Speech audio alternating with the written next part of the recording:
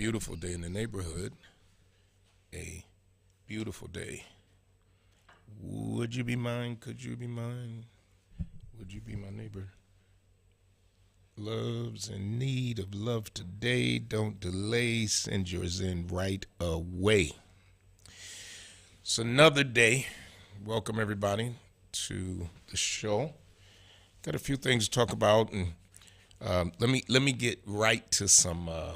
And welcome all those who are on Facebook. I don't have my glasses, so I can see though. Yep. So welcome. They're in early. Jen Woodard.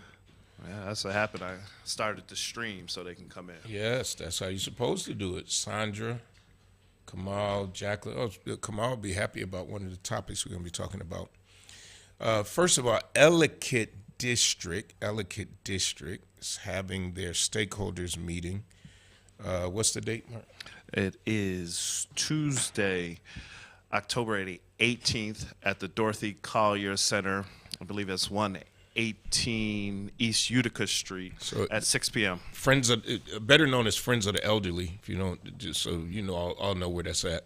And I had a chance, so join us. We got commissioners coming, talk about snow plowing, because it is coming up. Matter of fact, it's supposed to have some flakes next week. I just heard. I just listen, I got a little depressed last week, especially with the young lady being viciously murdered in front of her children. But, yeah, I don't want to get there this week with the snow. Mm-hmm. But, by the way, they caught the alleged shooter. Let me say this to that neighborhood. Big ups to that neighborhood, because it was the neighbors that reported the alleged, that's how they first got the tip. But what boldness to be out riding a bike, knowing everybody looking for you. I don't think changing your hair green or whatever. It looked like he had his hair dyed, right? I think so. Did you see the arrest? So it looked like he had his hair dyed, and if you thought changing your hair color, and I have to say alleged, because you're in this country, you are innocent until proven guilty. But at the end of the day, they caught him, and that's how when neighbors and people work together, you get better results. I watched the L.A. council meeting the other day. They had this big controversy in L.A. right now. I think it was three council members together. They're talking including about the president. The president of the council, who has stepped down now and stepped off of the council, I believe. I know she took a leave of absence from her seat. I forgot what I read this morning. But so they're in this room and they're talking all this, and it's recorded, and they're talking about this one couple, this one white council member who has an adopted black child, and basically in Spanish calling him a monkey and da-da-da-da-da, and everybody's laughing. Okay, so they had a council meeting. First of all, their council chambers. Now, we have a historic council chambers, but their council chambers is really nice. Yes, it is. Oh, it's really nice. Everybody got computers and all that kind of stuff, and they can cut off the speakers. And they only give you a minute to speak. 1 minute.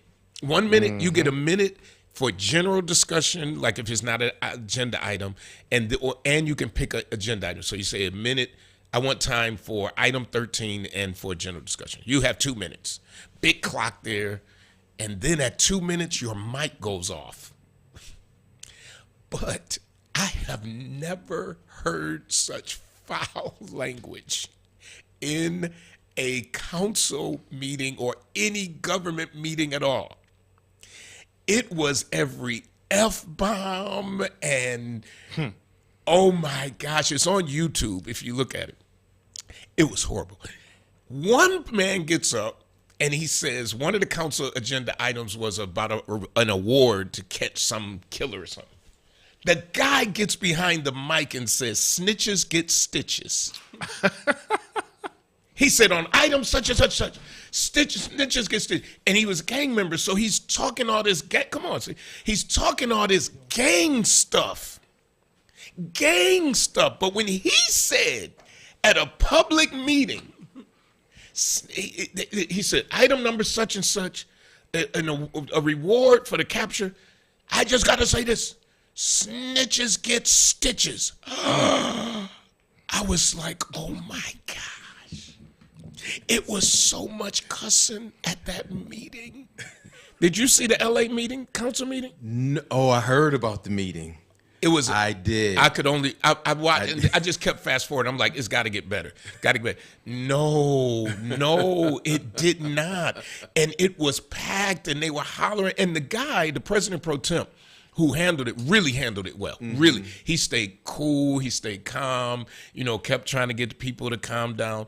And the council member who they were talking about, one of them, he was, he just broke down. I wanted to cry a little bit. Mm-hmm. I was like, oh my goodness, I'm feeling a little misty. Well, the council president, she stepped down, right? Yeah. Okay, yeah. And the other two, they trying to hold on. Yeah, they're going to step down. But do you know how much they make? No. Don't insult us. $200,000.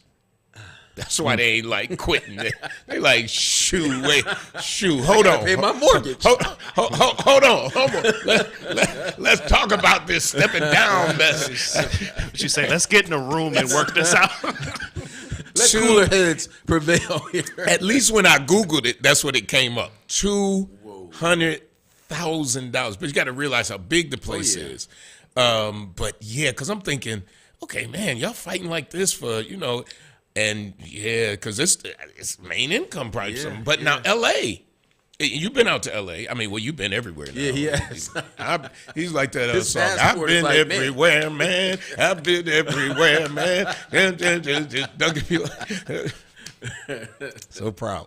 But yeah, it was very contentious, as it should have been. I mean, it was just that was just a foolish thing to do and to say. Yeah, it really was, and it just lets you know that you got to be careful on what you're saying, even when people aren't around, because like you can say something, and most times they say what's from the heart, and so that's why we don't go for the okie doke. It's like no, you said what you felt.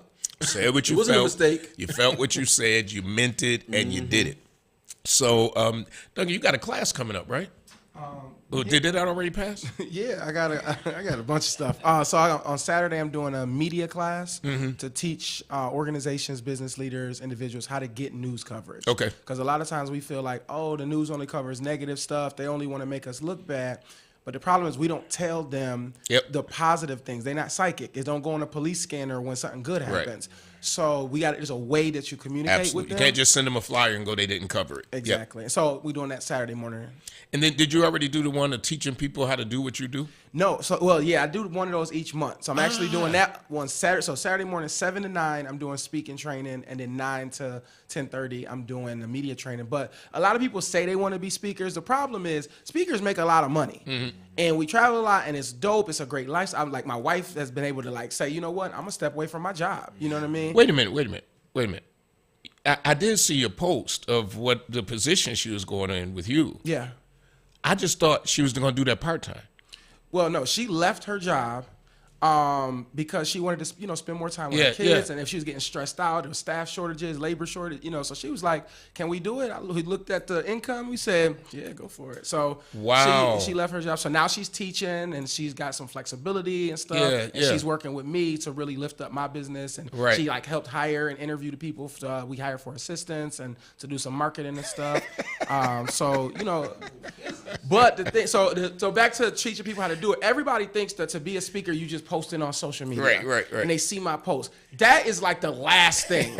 It's real work. So instead of going to work 8 hours a day to work for somebody or work for a company or organization or, good organization, you got to put that same 8 hours in for me to get one school to say yes. Yeah. People like, oh my gosh, Duncan, look at all the places you're going. For me to go to one school, I got to get rejected 150 times. Yeah. Will you say it? You know what I'm saying? I get rejected by schools, colleges, LinkedIn, email, phone call. I'm getting rejected so failure don't even hit me. I'm like, you know what I'm saying? Well, and honestly, a no is not failure. Right.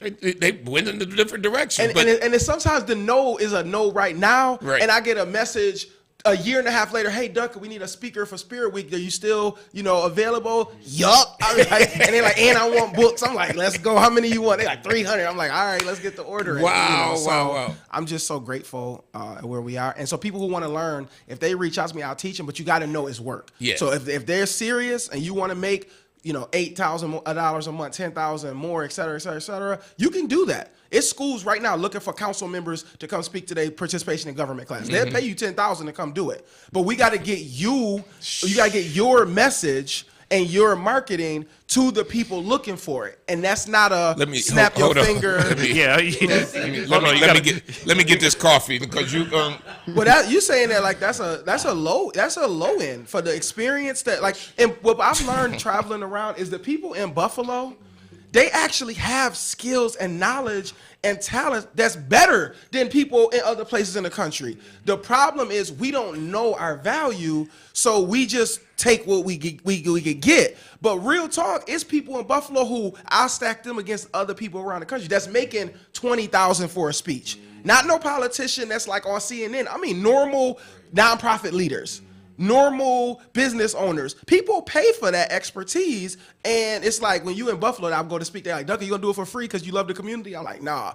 But in other places, they don't got a problem paying for somebody. So it's like in your proximity, your hometown, people like look at you like you should do it for free. But when we bring in somebody from Chicago or Johns Hopkins, we'll pay them 10 G's and not bat an eye. So we just gotta like understand and learn our. So that's part of what I teach. People. Shuki is going Duncan. She said, "I love this for y'all." Other people are commenting about what you said, and I think that's why I wanted. I mean, when I walked in, you're here. One thing that you have not done has been stingy with your gift.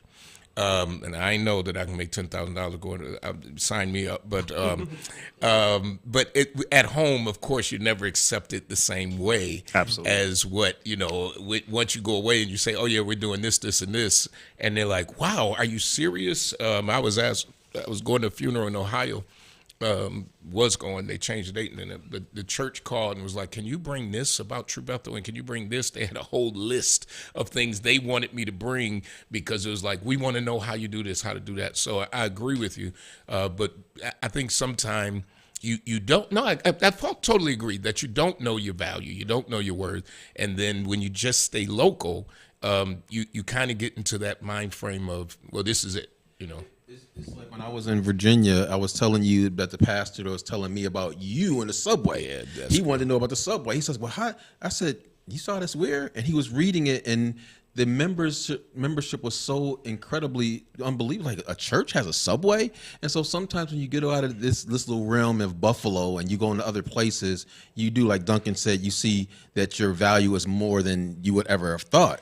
I think we undervalue ourselves. Absolutely. I was telling you the conversation I was having with someone from Robert Half the other day. Yep. And we were talking about talent. He says so many times we get people, CEOs, we have these people, we go through an evaluation process, and the CEO says we still want them, and then 6 months later or a year later, they didn't work out. Right. But you do have people who are talented that have these capabilities, but sometimes we just don't recognize them. Yeah. Good talk. I'm gonna slide in about 15 minutes. The show will continue on. I want to talk a little bit about at-large seats because I know it was on the news, and sometimes the news reports stuff and they're not accurate. So I know one of the reports that I saw basically said that the council was starting the process. It sounded like we are starting the process to do at-large seats. Wrong. Just wrong. And I know they got a lot of stuff. Like you said, they ain't really, even if we don't put out the message right, it gets all mixed up. So what I did is I put in a resolution that explores whether we should have, it would be 2 at-large seats, or however it's, because you need an odd number on the council to explore having at-large seats. Now, it might mean cutting down a district, but you have to do that during redistricting. So it really is just looking at large. Now, for those who don't understand at large, let me give you a real quick training on this. Right now, every council seat is district, which means I represent the interests of the Ellicott district residents. Now, people think because I'm council president that I'm an at-large member. So I often, almost every day, get a call from a different district and go, "Well, you the council president." Nope, council president is the council president that deals with the council, the meetings, the staff, all of that. I have no more authority than any other council member. None. In the past, they were at-large members, which means they would run across the city and they represent everybody. They have to represent everybody. There was a move, and Kevin Gong, this guy who just had the food, which is a whole, people up in arms about that. Anyway, had this whole food summit the other day. Kevin at one point was pushing for smaller government, not just in Buffalo, all over the region. And it was to save money, and because we were losing population, you didn't need as many, in his opinion. Well, obviously the people felt that way too, and it was a big campaign. James Pitts was the council president, and at that time the council president was elected at large. It was not chosen by the council members. So there's this big campaign in the community. Many black folks felt like it should not have been downsized because black people were just getting momentum and getting elected more. Pitts had been elected citywide as president. There was really the biggest fight was between Pitts and Councilman Franzak. So the people voted to downsize, and we got rid of all at large. The problem with that is there is nobody on the council right now, and I think we do a good job. The council we have right now, seated, I believe personally, does a good job producing for each other. So that just like when something was going on in Niagara with streets that weren't being done, we all got behind Dave Revere. Right. And we're like, I didn't go in and say, no, I need this street done in Ellicott because I was getting streets done. It was, no, we want to make sure his stuff gets. That's not going to always happen. That's just not going to always happen. I could go from one thing to another in which we stuck together. Your camera on Bailey, the last camera that was up, everybody was like, well, the majority of us were like, right, nope, the majority. Nope, we're not standing for that. We want that camera down, and we all stuck together. The majority did, a majority stuck together to get that down.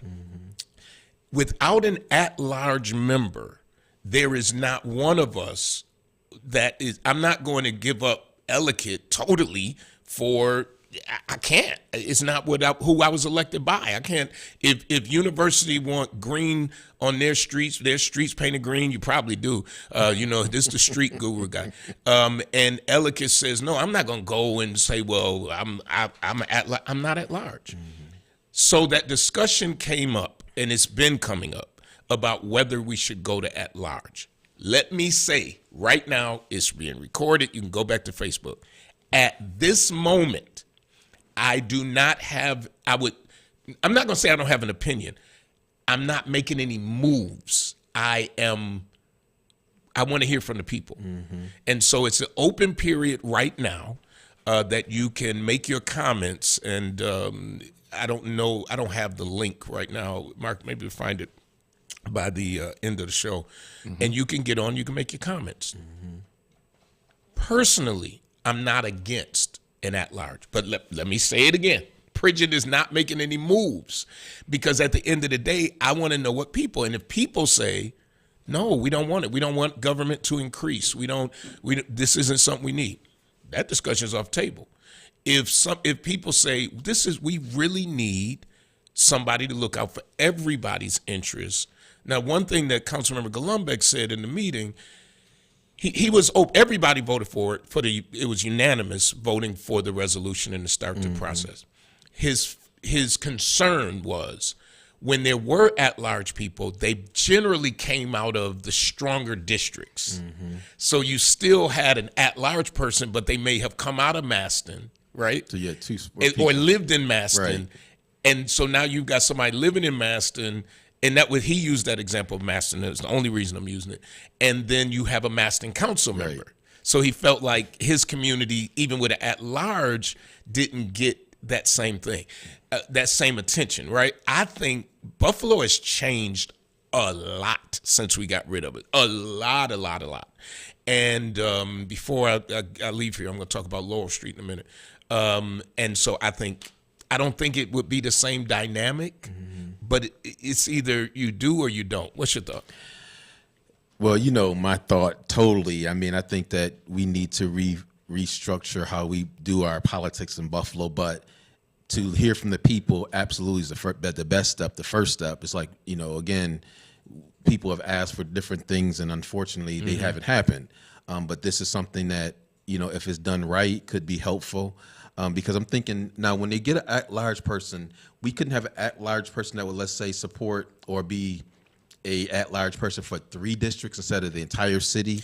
Usually at-large is at-large. Okay. You are like on the school board. I was an at-large school board member. Okay. You got to represent everybody, or else it's just it causes chaos. You got two basic council members over Ellicott. Yeah. Now with an at-large seat, people then had the option of calling the Ellicott district council member or their at-large person. Mm-hmm. That's just another set of eyes. And the at-large people didn't always agree, and that's okay. Like, that's okay. I always tell people, I remember the first time I think we had one no vote on something, and this was before Deidre, that's Buffalo News. So whoever the reporter was, then he was like, oh, this is so good. Oh, wow, this is, oh, you guys are saying no. And I was like, that's not a problem when somebody doesn't agree on something. That's government at its finest. That we don't agree and that we talk about it and we figure it out, and then the majority wins. So, yeah, it would be at large. So, I mean, I like the idea, again, giving people additional, and that was something that came up in one of the meetings that we were having, that, we would look at large, and you were true to your word to let's look at it. It's no done deal, but to have an opinion or get people's input is definitely the thing that we should be doing. Absolutely. To hear from them, And that's not a bad thing. No. You probably don't even remember when we had at large, and Mark wasn't here, so the only ones who remember are in this room. I'm going to do this for a second. Charles Calvin asked, speak on the Food Equity Conference. What's your opinion? So I really... So go ahead, Duncan. Yeah, I just want to say something about the at-large. Go ahead. That's okay. I'm not a council member, No. Yeah. So for the but for the amount of money you making, I would never want to be a council. I think that it could be good or bad, like everything. But I think the government at the local level is supposed to mirror government at the federal level. So like there's the executive branch, the president, the Congress is the legislative branch. There's no at-large congressman. Mm-hmm. Every congressman and senator represents a specific, geographical area. And so I think that model works. I think that...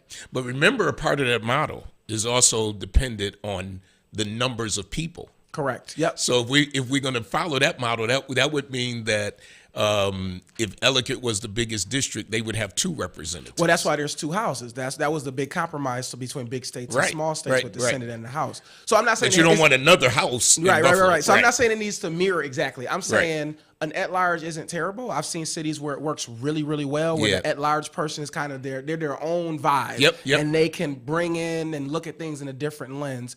But I think a good model is New York City's public advocate model too. Mm-hmm. So I think maybe in the discussion could be the talks of what about adding a person whose only job is either they can be elected or they could be appointed, but their only job is to answer constituents' concerns across districts, to work out problems and work with the council, but they're not tied, constitutionally bound. And that's what, and the public advocate, and that's what Tish was the public advocate. When I first met her, it was at the National Democratic Convention, and I was sitting next to Assemblywoman Crystal People-Stokes and Majority Leader, and Tish walks in, and it's like the parade. You'd have thought, everybody, Tish.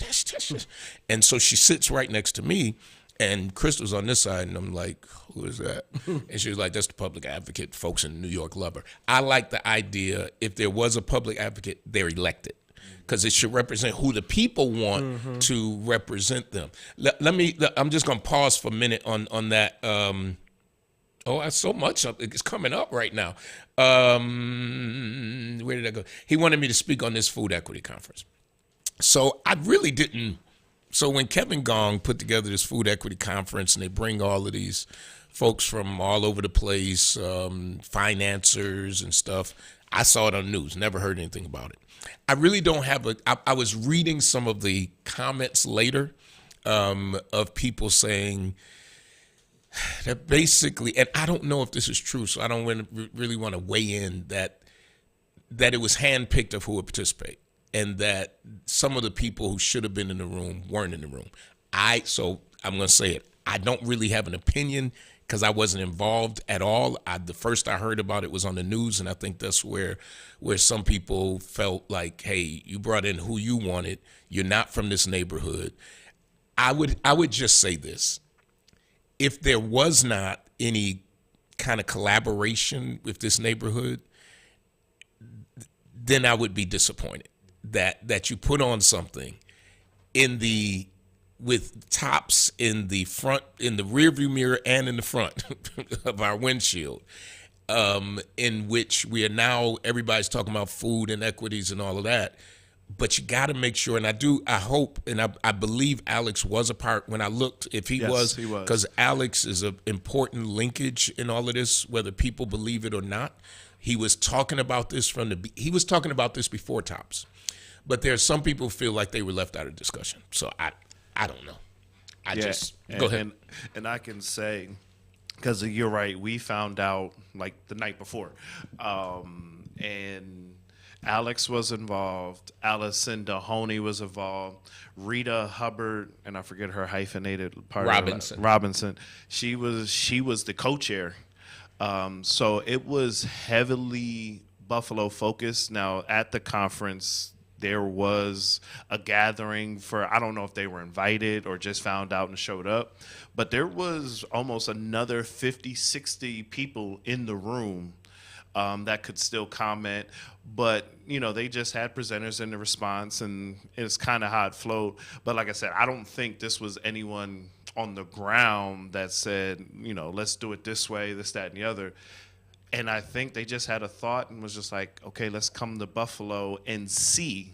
Because like a lot of these people were from Philly who addressed food security. They were from other parts of the country who dealt with food securities. There was a woman from Chicago, and her company did a study on Black economics, and it was some data that I had never heard. So there was good information, but it definitely, I think, could have been done better. Katrina says a white man cannot be handpicking anything for us. We are not having it. I reached out to him, but he did not call me back. And again, not linking the two, but this is who led the fight for the downsizing. I like Kevin. He's a smart man. He was the one who also was leading the fight to put the golf course over in South Buffalo. Kevin is a lawyer. He's an attorney. I think that what people have to be very conscious of is that we ain't really healed from Tops yet. So when dealing with subjects that are related to Tops, you may want to reach out. You may want to reach out a little wider, I think, the net. I think that's what the biggest problem is, and the feedback that I'm getting. But it's part of a larger issue. I mean, the Tops is a part of it, but right. There's a larger issue of us coming together. Yeah. Period. Yes. And until we do that, we're going to have people who are going to utilize our pain for their benefit.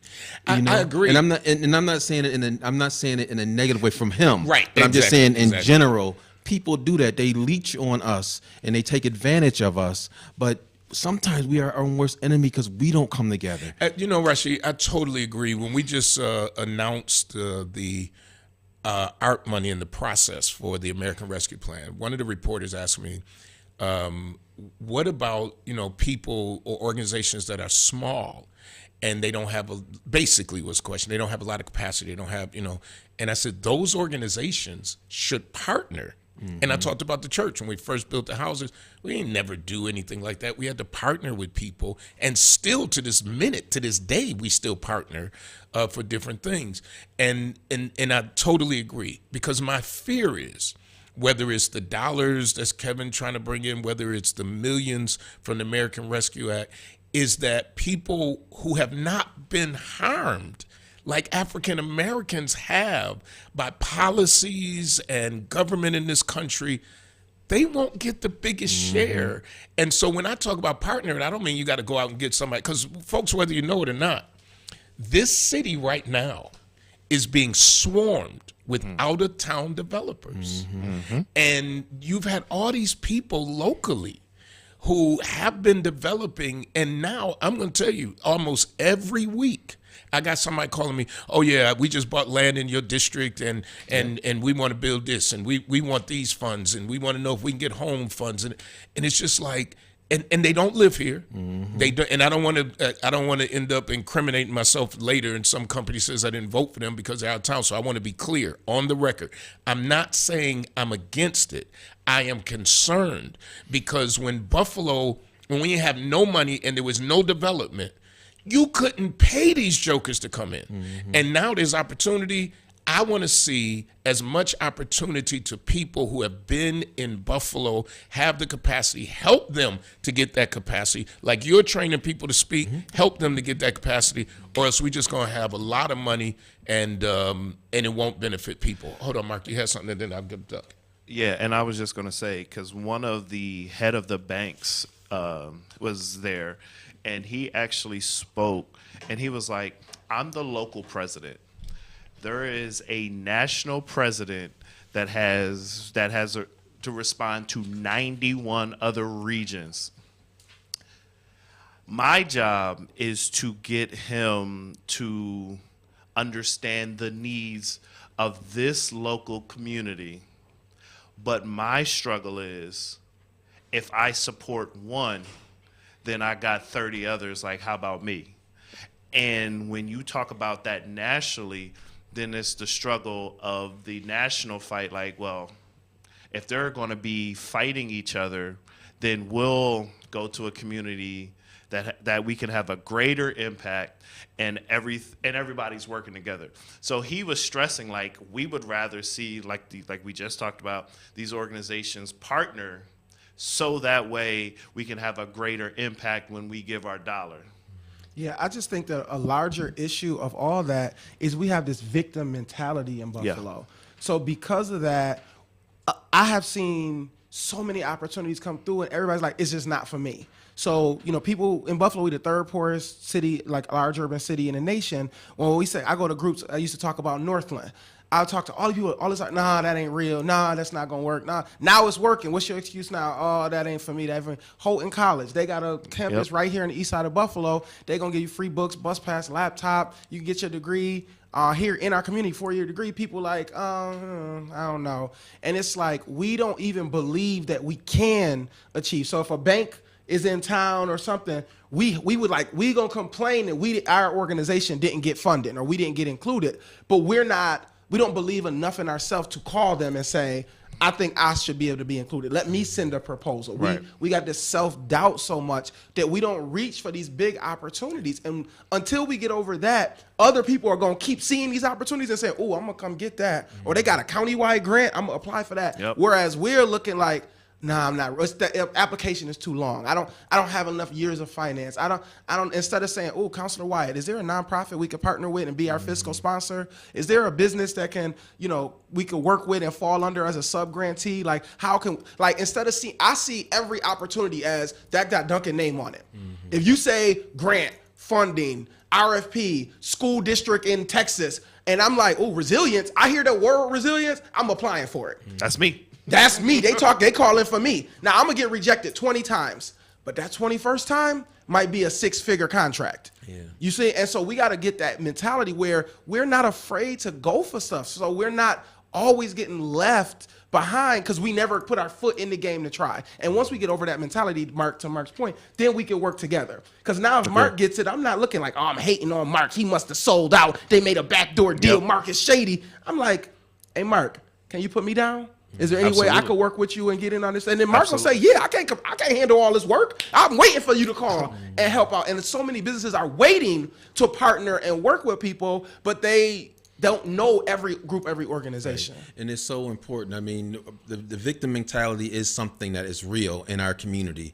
And I think a lot of it is because we don't know our history. I was just watching something on PBS about African Americans and the history of the Black Negro League and different organizations that were just, when you watch this stuff, it's like, man, do you know what we've come from?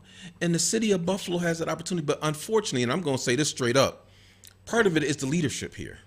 because we should have had things in place. I remember when Herman J. Russell came, when they were looking to do a project. Herman J. Russell was the largest minority contractor in the country, African American. And he had a plan to come to Buffalo and do development in Buffalo, but more importantly, develop and help train other developers who look like us. It was real for him because he got his start in Atlanta and he built the Atlanta airport. And so this is somebody that understood the plight of us and understood our challenges and even some of our mindsets. So we had someone that was going to come here, but they shooed him away. And so the $1 billion that went for the joint schools construction went to a local company. One contract went to that company. And I'm not against that company, but did that make sense? Was that practical? It wasn't.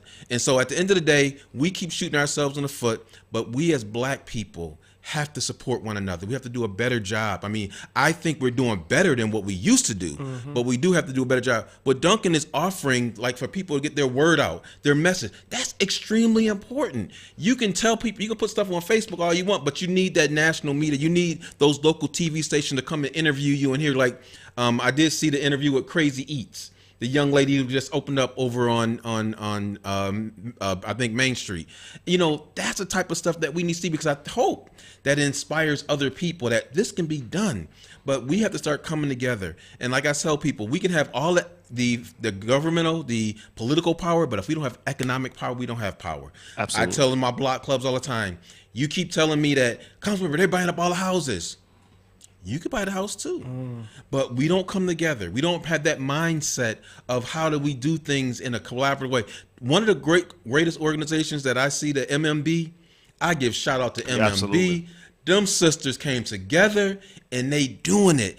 They're not only building an organization, they're building an economic structure that, let me tell you, in 5-10 years, they're going to be something to be reckoned with for real. But they're building it, and they're coming together, and they're working together. And you see other people that look like us.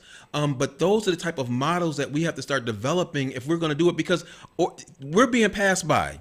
People are coming in, taking our community, buying our community because we haven't come together. Those deli stores, I have 34 deli stores on my day, and I say it over and over again. Not one is owned by an African American, and that's shameful. When they used to be owned by African Americans, And so again, until we start coming together and recognizing our power, because we have all this, we are the largest consumers. The largest consumers. They prey on us. They send when they doing their advertising, they're targeting it towards us. But we are the lowest investors, and that's on us. And we got to start changing them out. I put forth a resolution to the Common Council that we should be teaching financial literacy in our Buffalo public schools. Extremely important. Yeah, you may not make $100,000, but if you at least knew what to do with the little bit that you had, It may put you a further ahead. So I think that's critically important for the third poorest city in the country. These are the types of things that we have to put in place if we're ever going to come out of this thing. Because at the end of the day, we're fast losing time on other opportunities, because city of Buffalo still have opportunities there, but we're missing out on them because we haven't come together. And I will say, and I wish I had my notes, because that McKinsey report that I referenced, it was 2019 data, because a lot of the data that you'll see now is before the pandemic. And the Black economic spend power, I think in 2019 it was somewhere above $500 million in this country. By 2030, it's estimated to be at 1.7 billion. By 2030, it's estimated to be at 1.7 trillion. Black spend. So we're spending money, because here's the sad thing. Now, going back to tying in food insecurities, the very next slide was talking about how much Black people spend on food compared to how much they spend in an actual grocery store. In a city in some of these cities, Black food spend is like the second highest category. But when you talk about in a grocery store, it's like the very bottom, like less than 5%. So it was the breakdown of, whether they're going to Family Dollars or whatever. Because, Hey, listen, let's be honest. Some of our neighborhoods, the only groceries we're getting are from pharmacies, the Rite Aids, the Walgreens, the corner stores, or our dollar stores. So, and she was even saying, you got to be careful because that's where they'll spend money because the closest grocery store is 20 minutes away. They don't have transportation, things like that. But the money, like you said, the economics are right here in our community. Yeah. And if we don't know how to spend it locally, keeping those funds in our community longer, then we'll end up back out at Cheektowaga and Walden at Walmart or Target. And anything that even Katrina is online, because I see your comments, Katrina, even what she's talking about Black developers and partnering and developing equity in our communities. But if we're still not spending in our communities, then even all of our efforts are going out the window. I mean, unfortunately, many times when we are in these situations, we get the crumbs. And that's really the truth of the matter. I mean, we got these Black developers, but do they have the economics that a lot of the white developers have? Because one of the biggest issues with developers in most cases is that in many cases they don't get their money in a timely fashion, so they can't do the hiring. Plus the other piece is, unfortunately, many of us don't want to be doing construction work, so that's another thing that affects us. But I think we really have to start understanding the economics in our community and the impact that we make. You know, when we talk about the dollar turnover, most of these folks don't understand that. They don't. They're like, what does that mean? You know, but we have to start educating our community on those aspects, because at the end of the day, if we don't understand, we're going to keep going out to shop. I mean, the other question is, like, Al Sharpton came in and went off, I heard, regarding how did we only have one grocery store in that community? So there's a bigger issue to all of this, and those are the conversations we had. I believe they were having a meeting. Were you having a meeting or something about everybody coming together about the next steps? And so someone was complaining about that. Well, why are we going to do this? I'm like, why don't you just go to the meeting and find out? I mean, so many people just have so many negative things to say, especially when, you know, it's us putting together, but you got somebody that don't look like us. Everybody there jumping up and down, smiling, as Dr. King said, laughing when it ain't funny and they tickle. But those are this is real stuff that, you know, we need to have some type of conversation. I know that you used to have fireside chats from the Black community. We would talk about things like this and really have a plan to put forth. But we're so fractured at times, you know, even with what you're doing right now. And I mean, something that is very positive, very necessary if you want to be successful. People ask me all the time, well, is there grants for businesses? What grant? You got to start this business with your own work ethic, your own dollars. Get family members to partner with you. I mean, there's a lot of property out here that people want to buy that other people are buying for cash. It's cash. It ain't even about getting pre-approved. I thought being pre-approved was a good thing. I got pre-approved, I'm good. I get pre-approved and I get turned over 5, 6, 7 times because somebody say, "Oh, I'm not going with that pre-approval. I want cash." And one of my friends just bought a house, paid a whole lot of money. They paid him cash, probably about $300,000 in cash. And I'm like, wow. So that's what we're dealing with in this city, that we are just cash poor. I mean, we work, but we can't get cash rich. But these opportunities we're missing out on. And right now, and I tell people, you may not understand the stock market, but you should be getting into it right now, because now the market is low. There's some of the stock like Amazon. And this is stuff that we got to do if we're going to be successful, if we're going to try to have some economic security in our lives. I mean, you can start buying stock. Amazon stock right now is probably like $100. You know Amazon, right? You know Amazon ain't gonna be $100 for long, but you need to start buying some shares as you got disposable income, so that when your child looks to go to college, oh, they got that money in the bank. This can really happen. This is not a fairy tale, but if we don't get in that game, we miss out on it. And those are the pieces that we're missing on right now at the city of Buffalo, where there's opportunities for investment. We're getting ready, where they're already ready. So these are the type of things that we got to start looking at doing. And organizations in our community that are doing those things, even if you may not get along with them, but go hear what they got to say. You may be able to add something to the conversation, because so many times we just turn things off because we don't vibe with that person. person, we don't know that person, but they may have good information for you to be able to move forward to do something positive in our community and make yourself feel good, because we got to start having those small businesses in our community. Those are critically important, and the lack of them is part of our detriment. Is that other people come in, like I just saw something on Grindr, the Lovebirds restaurant. Yeah. It ain't owned by us. I was like, what is going on? But those are opportunities we miss out because somebody sold it. Now somebody else bought it, and our loss is their gain now. And we also got to be real about our strengths and our weaknesses. Like Yes. a lot of the leaders and the organizational leaders, the grass tops leaders, the business leaders, we always talk in these echo chambers, but we're trying to get information from our high, upper middle class, doing well area, and we want to get it to people who really need it, but we not the right messenger. Yeah. Like we just not all the time. And so, Counselor Wyatt, you may have some amazing program, but the people that follow you on Facebook, them not the people that's going to benefit Right. from that program. Right. So we would need somebody like you to say, hey, Mark, do you know somebody that goes to the nightclubs that is younger or whatever? And Mark might say, nah, but I got somebody who could connect you. Right. Because it's a lot of low-key groups, organizations that do stuff. They're trying to get off the ground. And they right there.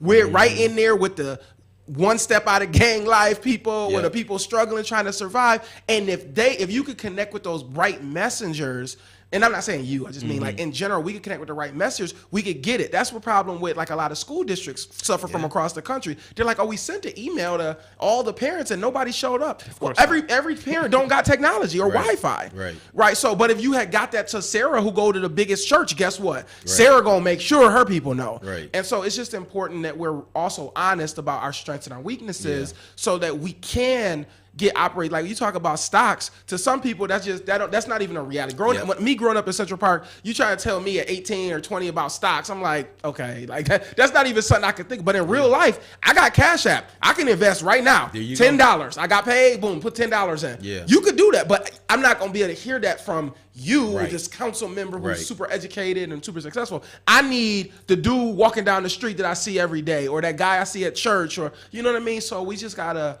as a community, we got power. We got people power too that we got to utilize as best we can.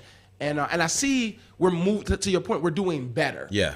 So definitely. progress is happening, and that's good. We just always want more progress. And I was just going to say, ultimately, to me, at the end of the day, we need healing, and not just because of tops. We have a lot to be healed from. Whether you want to go back to slavery, Jim Crow, civil rights, all of these things are traumatic experience that our community has dealt with. And black folks are also the most forgiving people in this country because we have gone through all of this, and then all it takes is some legislation to get signed, some money to be sent out, and we're like, okay, we're good. Yeah. But we've never addressed the trauma.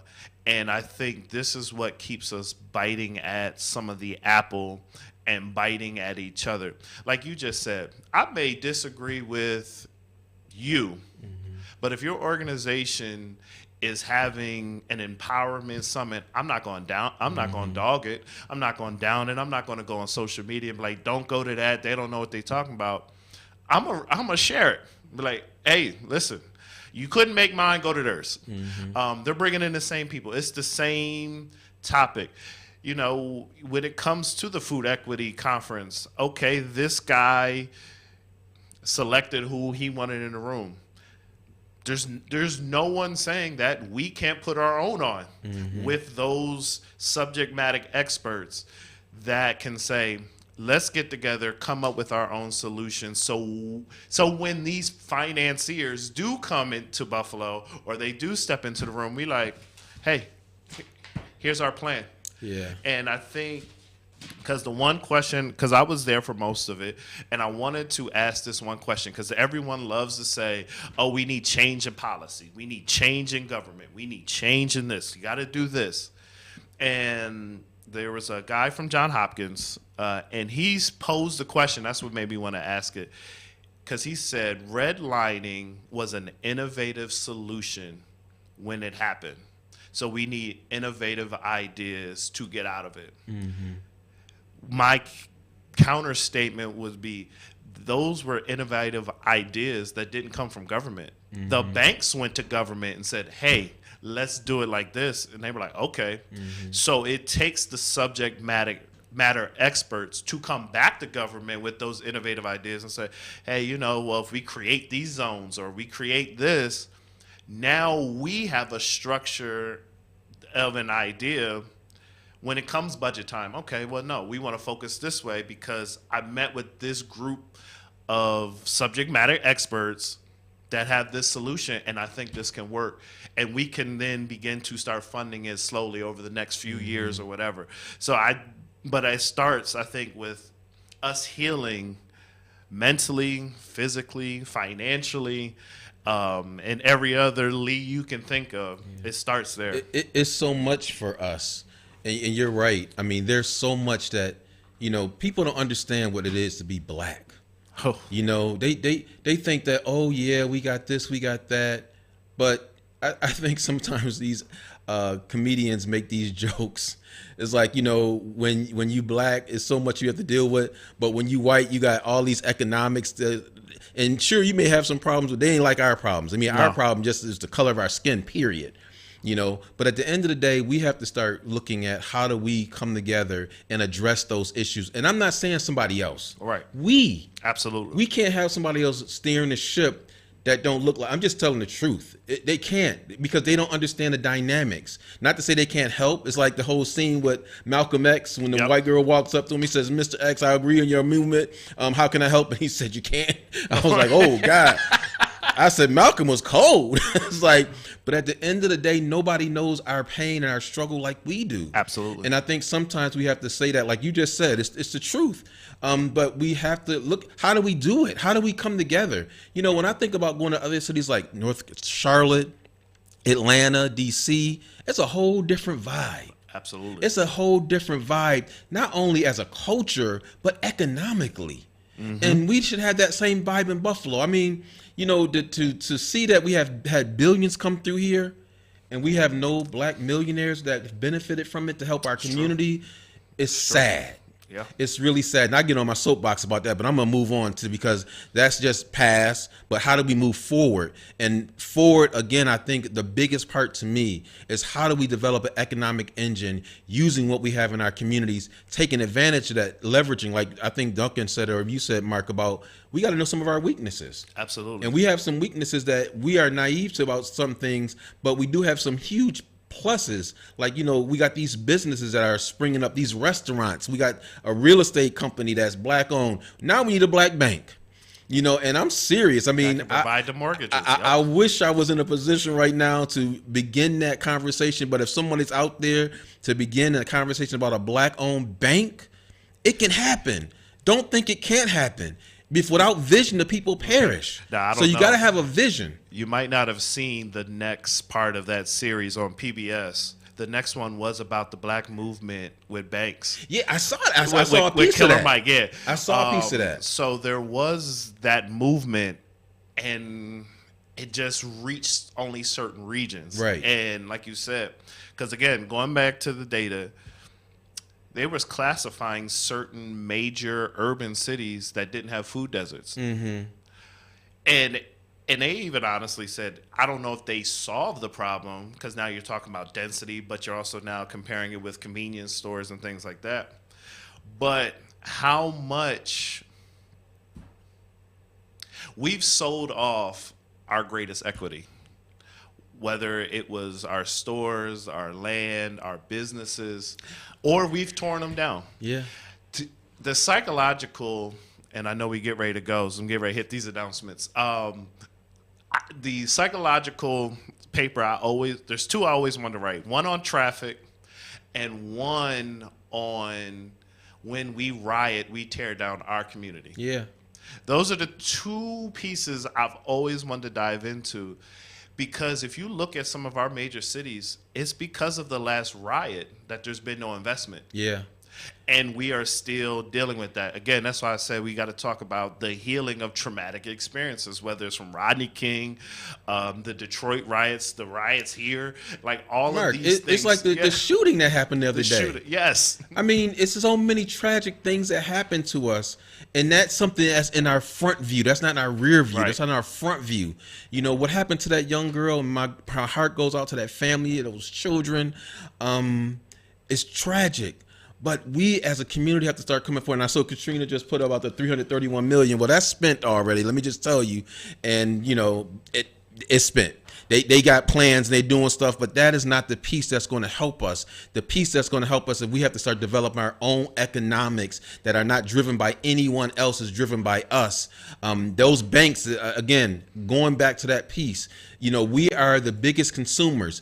Okay, so if we're the biggest consumers, how do we flip that around? By owning our own bank and now having getting our car loans from our bank, having our mortgages from our bank, having our student loans from our bank, all those things and happen to generate economics. And right now, and I'm going to say I was trying to become a board member for a particular credit union. And they didn't want me on their board. They ain't had too many people that looked like me on the board. They didn't want me. They stopped me from being on that board. They took my little petitions and all that and said, oh, you don't have people. These people aren't members of the credit union. People, they don't want us to get this information.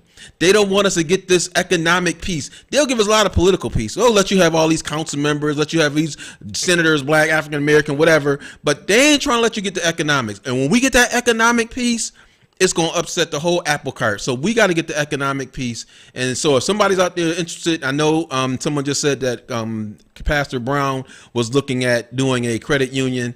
I believe we have a couple of black credit unions, but they're probably not as viable. They could be viable if we knew about them.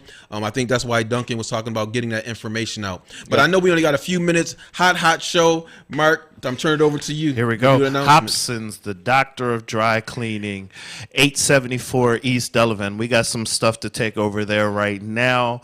They do a great job. Make sure you support, again, another black-owned business. Speaking of black-owned business, Brian K. Lewis Funeral Homes, 3 locations to serve you: 347 Peckham Street, 2528 Bailey Avenue, and 1275 Sycamore Street. In your hour of need, Brian K. Lewis is there to serve you. He has served the Williams family that we are aware of this week. Hey, listen, we are done. Our hour is up. Throwing it back to the station. Until next week. Power to the people.